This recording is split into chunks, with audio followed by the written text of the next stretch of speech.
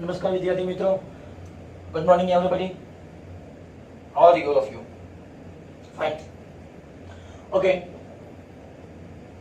ધોરણ 11 ની અંદર આપણે ગઈકાલે જે આઈએમપી થિયરી હતી કુદરતના મૂળભૂત બળો આપણે ગઈકાલે જોઈ ગયા હતા. ઘણા બધા બળો આપણે જોઈ ગયા હતા. એમાંથી મૂળભૂત બળ તારવ્યા હતા. મૂળભૂત બળ કેટલા? કુલ 4 પ્રકારના. કયા કયા? ગુરુત્વાકર્ષણ બળ, પછી વીજ ચુંબકીય બળ, ત્રીજું સ્ટ્રોંગ ન્યુક્લિયર બળ, અને લાસ્ટ આવશે વીક ન્યુક્લિયર બળ. મેં તમને ગઈકાલ પણ વાતચીત કરી હતી કે અત્યારના બધા વૈજ્ઞાનિકો એક નવું કદમ તરફ બધા રિસર્ચ કરી રહ્યા છે, એકાકીકરણ અને ન્યુનીકરણ. મેં તમને ગઈકાલે બધા ઘણા બધા બળના નામ, શ્યાનતા બળ, ગુરુત્વાકર્ષણ બળ, પછી પુનઃસ્થાપક બળ, વિદ્યુત બળ, ચુંબકીય બળ, ઇથી વિશે આગળ વાતચીત કરી દીધી છે, અપ્લાવક બળ, હા કે ના, ઘર્ષણ બળ. પછી એમાંથી આવા અલગ અલગ પ્રકારના બળોમાંથી બધા વૈજ્ઞાનિકોએ 4 મૂળભૂત બળ તારવ્યા હતા: ગુરુત્વાકર્ષણ બળ, વીજ ચુંબકીય બળ, ન્યુક્લિયર બળ અને સ્ટ્રોંગ ન્યુક્લિયર બળ. હવે પાછા વૈજ્ઞાનિકો એક કદમ તરફ આગળ વધી રહ્યા છે કે ન્યુનીકરણ, એકાકીકરણ. આ બધા બળો છે, શું આ બધા મૂળભૂત બળોનું કોઈ એક મુખ્ય બળ છે ખરું? કોઈ એક પ્રાથમિક બળ છે ખરું? તો આ બધાનો સમન્વય કરવા માટે ફરી પાછો ન્યૂટન આવે છે. ન્યૂટને શું કર્યું હતું? ભૂલોક અને અવકાશી પદાર્થો માટે યંત્રશાસ્ત્રના નિયમો, પછી ગતિશાસ્ત્રના નિયમો. તો યંત્રશાસ્ત્ર આવી ગયું, ગતિશાસ્ત્ર આવી ગયું. તો યંત્રશાસ્ત્ર, ગતિશાસ્ત્ર માટે જે ન્યૂટનની ગતિના નિયમો વપરાય છે એ બધા માટે સૂક્ષ્મથી ખૂબ જ મોટા પદાર્થ માટે લાગુ પાડી શકાય.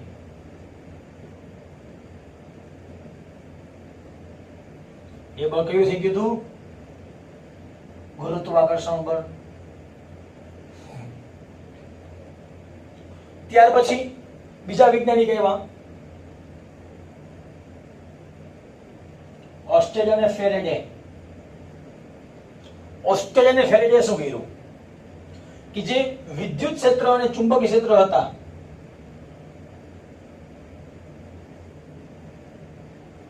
એનું નામ આપ્યું હતું વીજ ચુંબકીય બળ.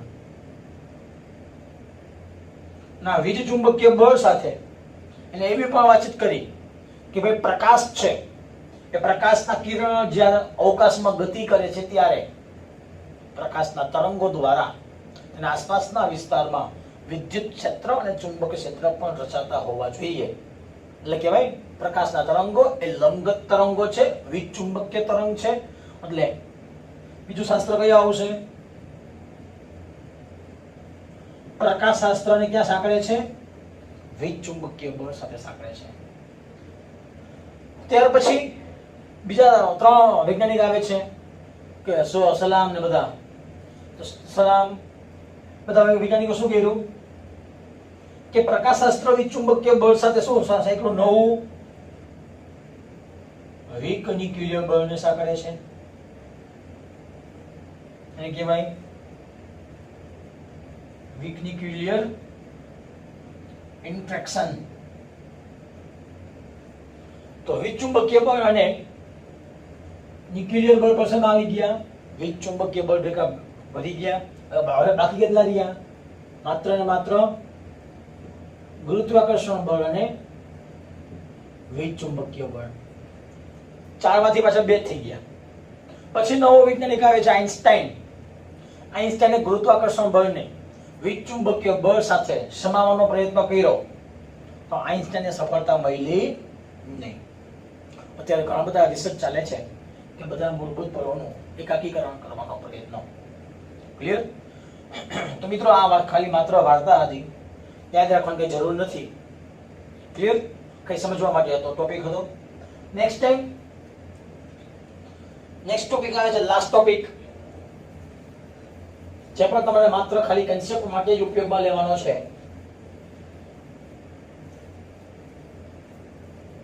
ભૌતિક જગતની પ્રકૃતિ. ભૌતિક જગતની પ્રકૃતિ અથવા ભૌતિક વિજ્ઞાનની પ્રકૃતિ. તો ભૌતિક વિજ્ઞાનની પ્રકૃતિ માટે પહેલી વસ્તુ એ આવશે સંરક્ષિત ભૌતિક રાશિ કોને કહેવાય?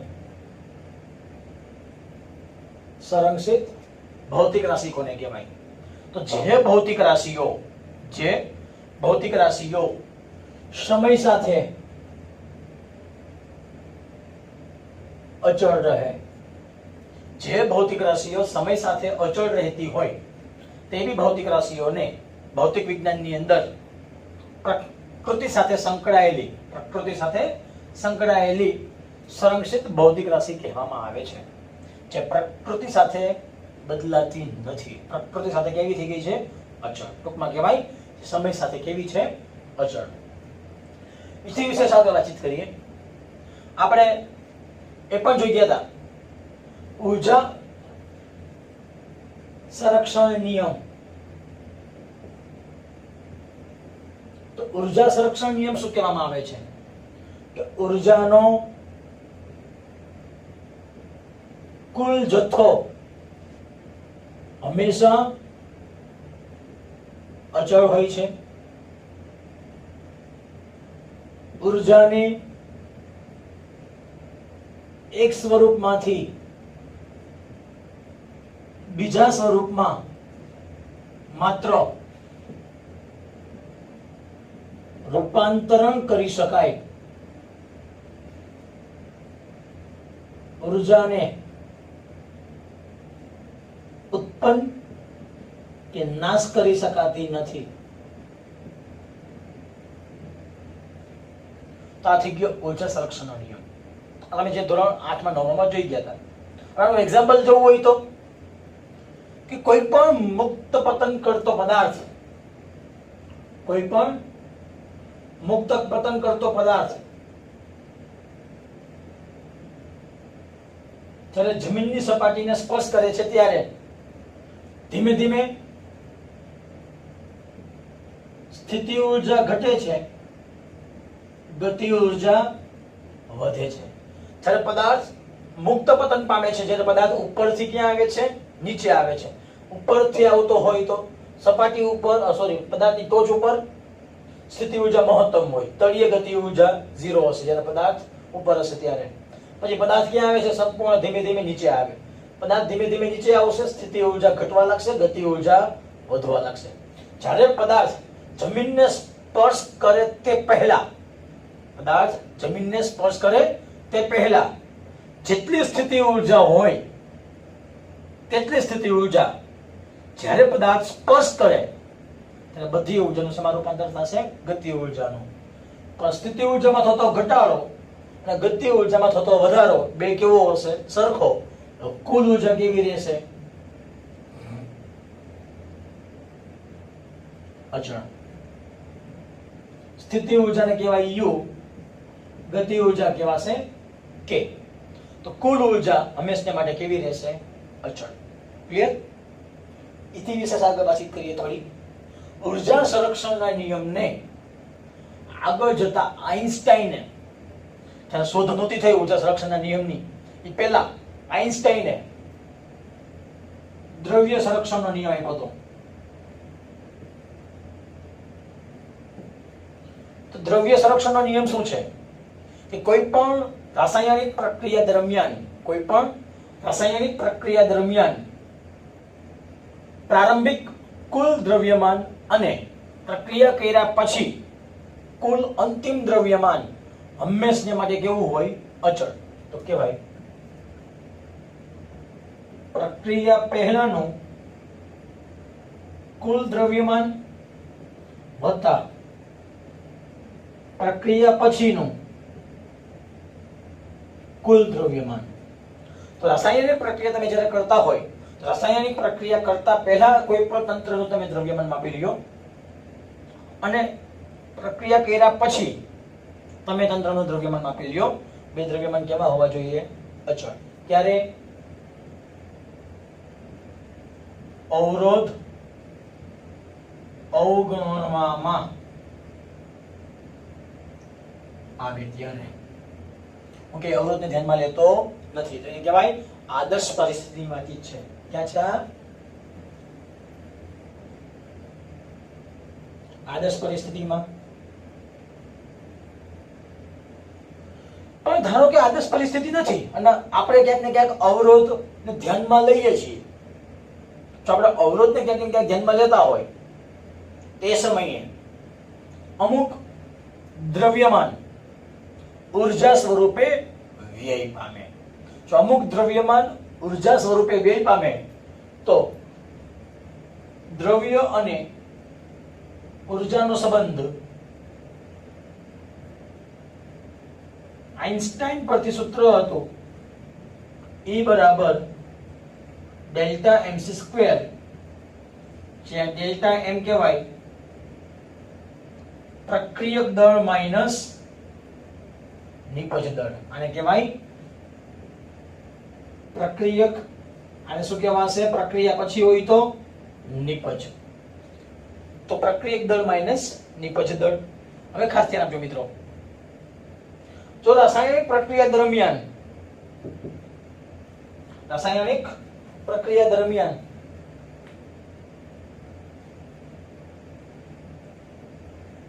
ડેલ્ટા m કેવા મળે છે? 0. ડેલ્ટા m 0 કરતા મોટા મળતા હોય એટલે કહેવાય પ્રક્રિયકનું દળ કેવું છે? નિપજ દ્રવ્યમાન કરતા વધારે છે. જો પ્રક્રિયકનું દ્રવ્યમાન નિપજ દ્રવ્યમાન કરતા વધારે હોય, પ્રક્રિયા ઉષ્માક્ષેપક.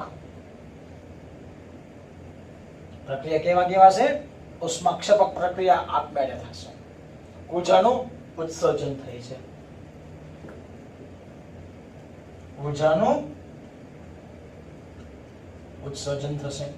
એથી ઊંધું વિચારીએ, જો ડેલ્ટા m કેવા હોય? 0 કરતા નાના હોય. જો ડેલ્ટા m 0 કરતા નાના હોય એનો મતલબ કહેવાય પ્રક્રિયક દળ એ નિપજ દળ કરતા ઓછું હોય. જો પ્રક્રિયક દળ નિપજ દળ કરતા ઓછું હોય તો પ્રક્રિયા કહેવાશે ઉષ્મા શોષક. ઉષ્મા શોષક પ્રક્રિયા હંમેશા ઊર્જાનું શોષણ કરે છે. મિત્રો આ વાતચીત થઈ ગઈ હતી દ્રવ્ય સંરક્ષણનો નિયમ. એ રાસાયણિક પ્રક્રિયા દરમિયાન સંકળાયેલ છે. બીજી વસ્તુ, આ જે દ્રવ્ય સંરક્ષણનો નિયમ છે એ મોટે ભાગે ન્યુક્લિયર પ્રક્રિયામાં વિચારવામાં આવતો હોય. તો ન્યુક્લિયર પ્રક્રિયા દરમિયાન જે બંધન ઊર્જા છે, બંધન ઊર્જાનો તફાવત જો ખૂબ જ સૂક્ષ્મ હોય, બંધન ઊર્જાનો તફાવત ખૂબ જ સૂક્ષ્મ હોય, તેવા સમયમાં આપણે દળ ત્રુટી ડેલ્ટા m ને અવગણી શકાય. દળ ત્રુટી અત્યંત સૂક્ષ્મ હોય તેવા તબક્કાની અંદર પ્રક્રિયક દળ અને નિપજ દળ બે કેવા છે? સરખા છે. બરાબર મૂકી દઈએ. હવે ઇથી આગળ જઈએ. બીજો નિયમ આવશે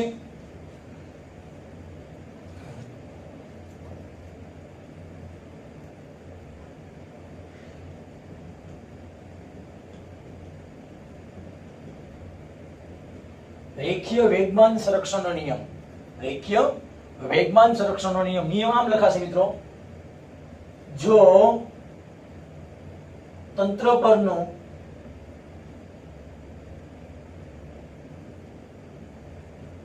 બાહ્ય બળ કેટલું હોય? 0,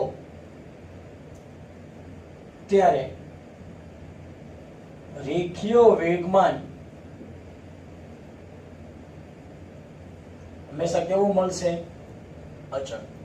જો કોઈ પણ તંત્ર પર બાહ્ય બળ આપવામાં આવતું નથી, હું બધા સ્થિર ઊભો છો, મને કોઈ ધક્કો નહીં મારે તો સ્થિર નો સ્થિર રહીશ, એક ધારી ગતિ કરતો હોય એક ધારી ગતિ કરતો રહીશ, મને કોઈ બાહ્ય બળ આપવામાં આવતું નથી, ત્યારે પદાર્થનું વેગમાન કેવું રહેશે? અચળ. સૂત્ર કંઈક આવું હતું, F બરાબર delta P by delta T. જો F 0 તો P કેવા કહેવાય? અચળ. એવી રીતે ત્રીજો નિયમ આવે છે,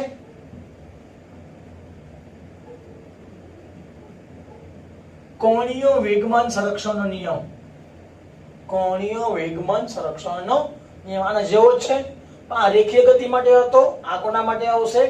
વર્તુળમય ગતિ, જેને કહેવાય ચાક ગતિ, રોટેશનલ ગતિ. તો ચાક ગતિ માટે યાદ રાખજો, જો તંત્ર પર નો બાહ્ય ટોર્ક કેવો હોય? 0. તો કોણીય વેગમાન L કેવા કહેવાશે? અચળ. તો તંત્ર પરનું કુલ બાહ્ય ટોર્ક શૂન્ય થતું હોય, મીન્સ તંત્ર પર આપણે કોઈ બાહ્ય ટોર્ક આપવામાં આવતું નથી. જો તંત્ર પર કોઈ બાહ્ય ટોર્ક આપવામાં ન આવે તો કોણીય વેગમાન કેવું થશે? અચળ. સૂત્ર લખવું હોય તો τ બરાબર delta L by delta T. તો L કેવા કહેવાશે? τ 0 તો L કેવા કહેવાશે? અચળ. એવી રીતે ચોથો મૂળભૂત નિયમ આવે છે, એ છે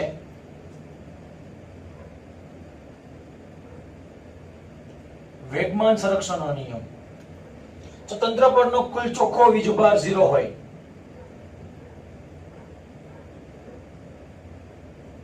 જો તંત્ર પર કોઈ બાહ્ય, જો તંત્ર પરનું વેગમાન સંરક્ષણ વીજભાર સંરક્ષણ નિયમ આવશે. અહીંયા શું આવશે?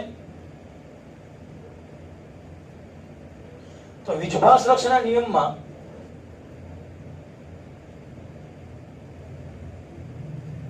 તંત્ર પરનો કુલ ચોખ્ખો વીજભાર હંમેશા કેવો હોય? અચળ હોય છે. કયું તંત્ર? વિદ્યુતની દ્રષ્ટિએ અલગ કરેલ તંત્ર પરનો, વિદ્યુતની દ્રષ્ટિએ અલગ કરેલ તંત્ર પરનો કુલ ચોખ્ખો વીજભાર હંમેશા માટે કેટલો હોય? અચળ. અચળ કેટલો? શૂન્ય પણ હોઈ શકે. અચળ કેટલો હોય? શૂન્ય. લખી નાખો કિંમત ત્યાં. તો વિદ્યુતની દ્રષ્ટિએ અલગ કરેલા તંત્રમાં તંત્ર પરનો કુલ વીજભાર હંમેશા માટે કેવો હોય? શૂન્ય. શૂન્ય કિંમતે અચળ કિંમત કહી શકાય. ક્લિયર? મિત્રો આ ચાર મૂળભૂત નિયમો હતા: ઊર્જા સંરક્ષણ નિયમ, રેખીય વેગમાન સંરક્ષણ નિયમ, કોણીય વેગમાન સંરક્ષણ નિયમ અને વીજભાર સંરક્ષણ નિયમ. પછી આમાં બે ગુણધર્મ આવતા હોય, સમાંગ અને સમદિગ્ધર્મી. સમાંગ અને સમદિગ્ધર્મી. અવકાશ સમાંગ છે કે અવકાશ સમદિગ્ધર્મી છે. જો રેખીય વેગમાન સંરક્ષણની વાતચીત કરવામાં આવે તેમાં કેવો આવશે સંબંધ? અવકાશ એ સમાંગ છે. કોણીય વેગમાન સંરક્ષણ માટે સમદિગ્ધર્મી છે. ઊર્જા સંરક્ષણ માટે તે સમાંગ છે. તો વીજભાર સંરક્ષણ નિયમ એ કદાચ સમદિગ્ધર્મી હોવો જોઈએ, હજી આની કે સાબિતી આપણને મળી નથી. ક્લિયર? છે આમાં કઈ ડાઉટ મિત્રો? કોઈને કઈ નથી ને? ઓકે. તો આપણું ચેપ્ટર અહીંયા ભૌતિક જગત પૂરું કરીએ. માત્ર ને માત્ર આખું સમજવા માટે છે. તમારે આખા ચેપ્ટરમાંથી મેં તમને સૌથી પહેલા કીધું હતું, આ 6 આંકડાકીય માહિતી હતી. અંતર માટે મહત્તમ અંતર, ન્યૂનતમ અંતર. સમય માટે મહત્તમ સમય, ન્યૂનતમ સમય. દ્રવ્યમાન દળ માટે મહત્તમ દ્રવ્યમાન, સૂક્ષ્મ દ્રવ્યમાન. 6 મૂલ્યો તમારે લેવાના હતા, યાદ રાખવાના હતા. ગઈકાલની થિયરી કુદરતના મૂળભૂત 4 બળો, ગુરુત્વાકર્ષણ બળ, વિચુંબકીય બળ, સ્ટ્રોંગ ન્યુક્લિયર બળ અને વીક ન્યુક્લિયર બળ. અને તેના પછી તમને જે આ કોષ્ટકમાં તમને લખાયું હતું, એની અવધિ અને અંતરાલ કોના કોના વચ્ચે લાગી શકે. તમારે આટલી જ વસ્તુ યાદ રાખવાની છે, આખું ચેપ્ટર યાદ રાખવાનું નથી. ક્લિયર? તમારે 4 નિયમ યાદ રાખવાના છે: ઊર્જા સંરક્ષણ, વીજભાર સંરક્ષણ, રેખીય વેગમાન, કોણીય વેગમાન સંરક્ષણ નિયમ. ઓકે મિત્રો, અહીં સુધી રાખીએ. આવતીકાલથી જે આપણે ફિઝિક્સ વાસ્તવિક જે ભણવાનું છે, જે આપણને ખરેખર ઉપયોગી બનશે, તે ચેપ્ટર નંબર 2 માપન તથા એકમ પદ્ધતિ આપણે આવતા લેક્ચરથી શરૂઆત કરીએ. એટલે મિત્રો, આવતા લેક્ચરમાં તમે મારા વિડિયો લેક્ચર કન્ટિન્યુ જોતા રહેશો. Clear? Okay, thank you very much.